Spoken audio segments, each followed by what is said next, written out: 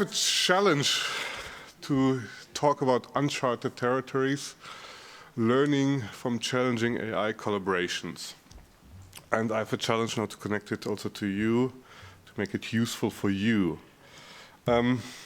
As nicely introduced, I think I can be very quickly. At the moment, I'm a research director of Swisscom. So here at the Swisscom Digital Lab at EPFL, a small team of, pretty much feels like a startup. We are here since 2016 and looking into all kind of technology which is relevant. So we're sitting next to big companies in the EPFL Innovation Park, but also to small companies, to startups. This is exactly what we want. We want to be there where innovation is happening, at the university, and often we can operate even like a startup. My goal is really to build collaborations with research organizations like EPFL, but we do that in Switzerland and for some special ones also outside of Switzerland. And we try to do applied research implementation. So really take innovation into the big company, especially on the direction of AI. But as mentioned, I also had a background in the honor to work with the United Nations, looking into strategic technology foresight.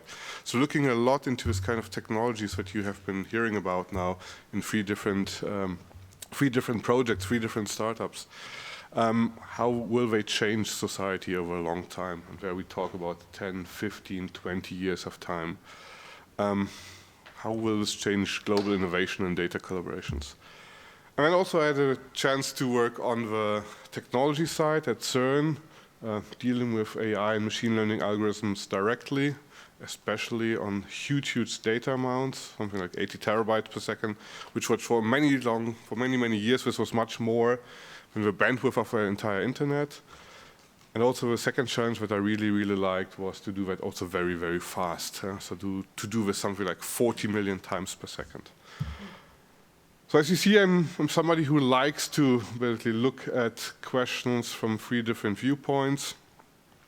So trying to see basically how all what we're doing is influence from the academic sector, what kind of influences this has on the public sector and private sector. And one thing that I haven't told you is that in between this, I had also 3 years entrepreneur experience, but I will tell you about that at the end, because I think otherwise I would give you too much away for the interactive part that we're trying to do together.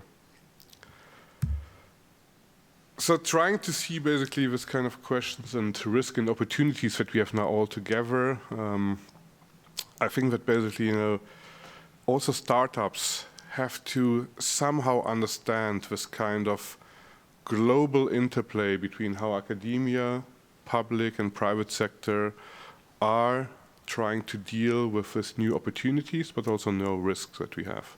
And here I've mentioned a few, I will not go in details, but I would like to put the highlight on one special one. So as a startup, you might think you only have to deal with the private sector, maybe trust, and at some point you understand that scalability, maybe technological scalability is important for you, but you also have to understand that at some point you reach a point where also, societal scalability is important. Yes, sooner or later you have to deal with all kind of, regulations that come in. Maybe at some point you want to either help with education or you need the output of education to basically make your products go further. And it's not even excluded that even as a startup, you're much quicker dragged into geopolitics than you would hope for.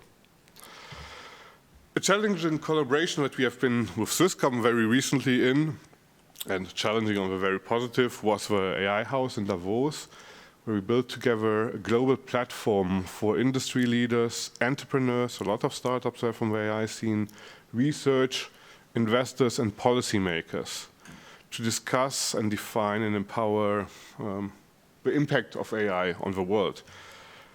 Why was that challenging? I think this slide tells you everything why it is challenging. We tried to bring together 39 different organizations from these three sectors, from startups to big established companies to governments, to international organizations, like, for example, the International Red Cross, the Swiss government, who else should I highlight? The European Union, EPFL, clearly to highlight here from the academic side, many other academic partners. Big companies like Hewlett-Packard, Ericsson, and try to do something together. Define what we want to discuss about, what are the important things. And organizing such a thing, basically one learns a lot about, what is important for each of the sectors, what kind of different languages they speak, how to translate between those, because this is something where at some point you're also dealing with the different sectors. You have to understand that you don't only need legal translation, you don't only need marketing translation, you have to also translate between the different sectors very, very often.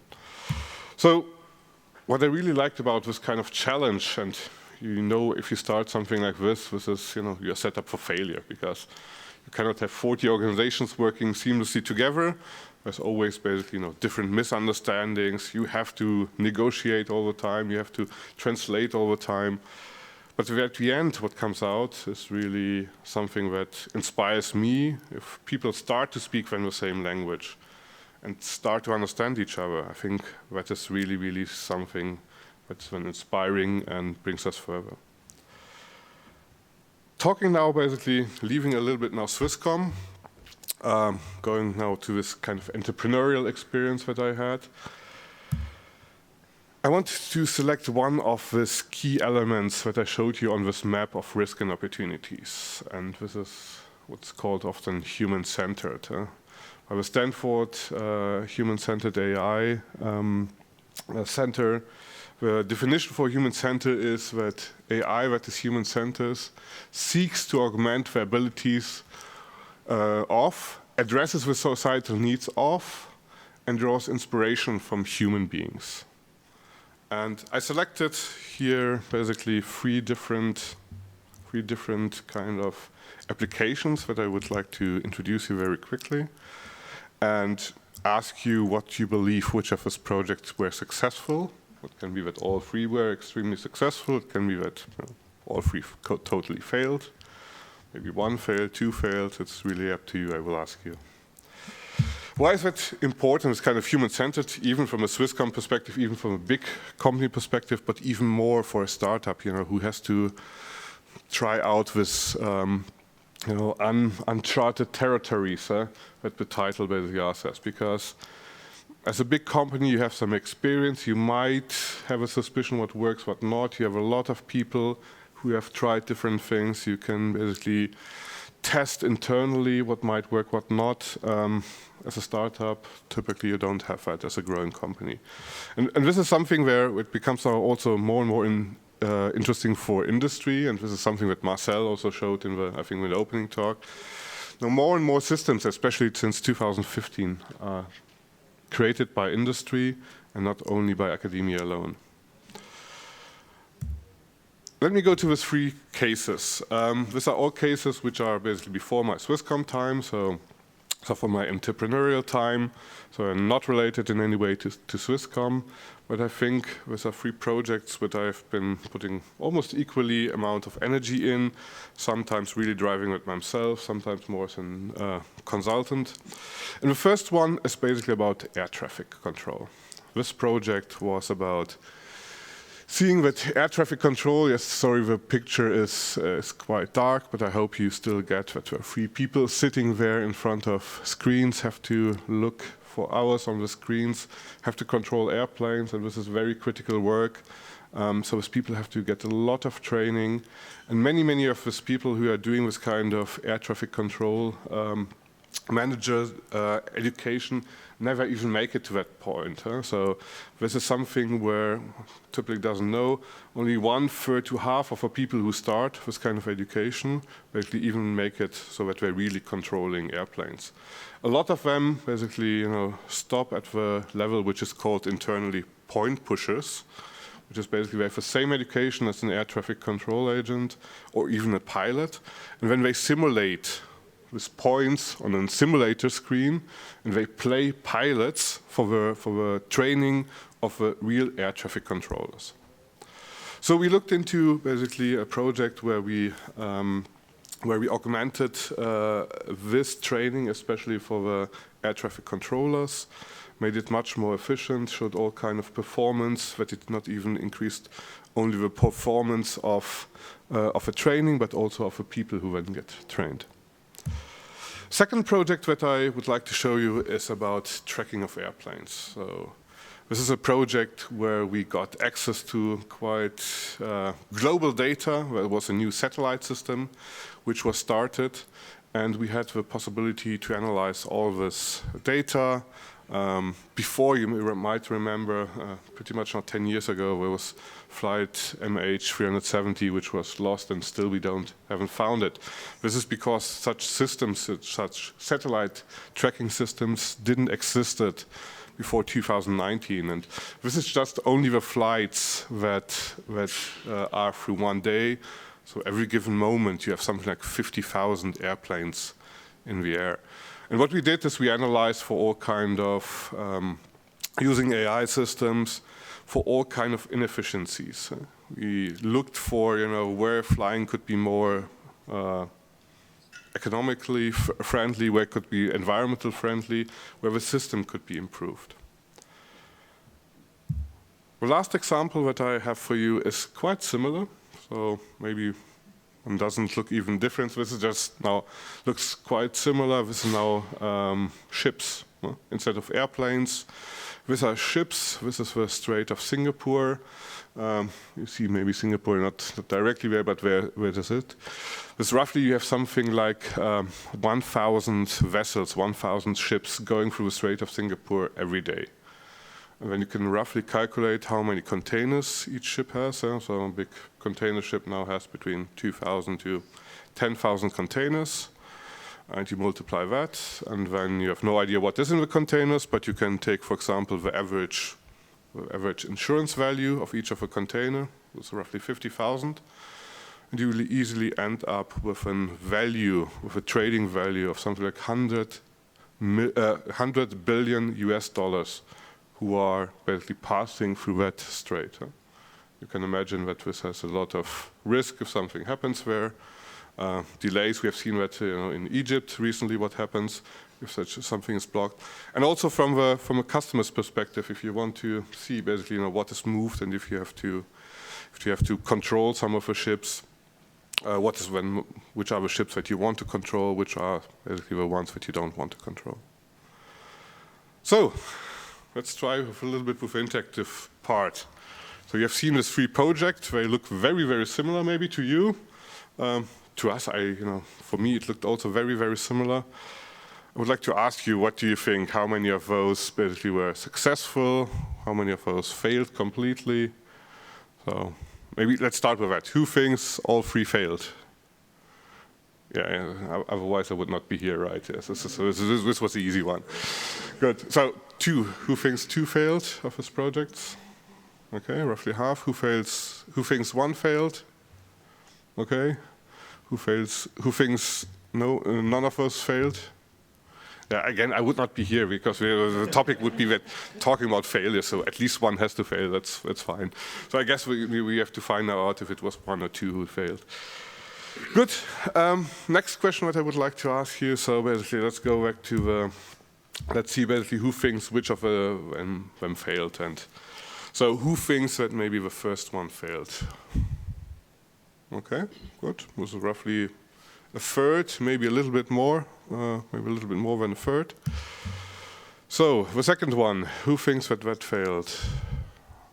Less people, but still a few. Nice. So maybe a quarter, I guess, roughly. Who thinks that this one failed? Similarly, maybe a quarter. So you see my math doesn't work out because 2 quarters and 1/3 somehow doesn't work, but I think it gives us a feeling. Any ideas why more people thought that this one fails? So I don't know, that's... A lot of humans. A lot of humans. Because judgment was important and the ability to make decisions on the fly, things are changing. Yeah, that's a good point. Any other ideas, comments? It's mission critical system. mission critical system, we heard that. Sorry, I didn't hear that, it was at the same time, sorry. The image is too dark, that's why. Okay, yeah. Good, perfect. Any other comments?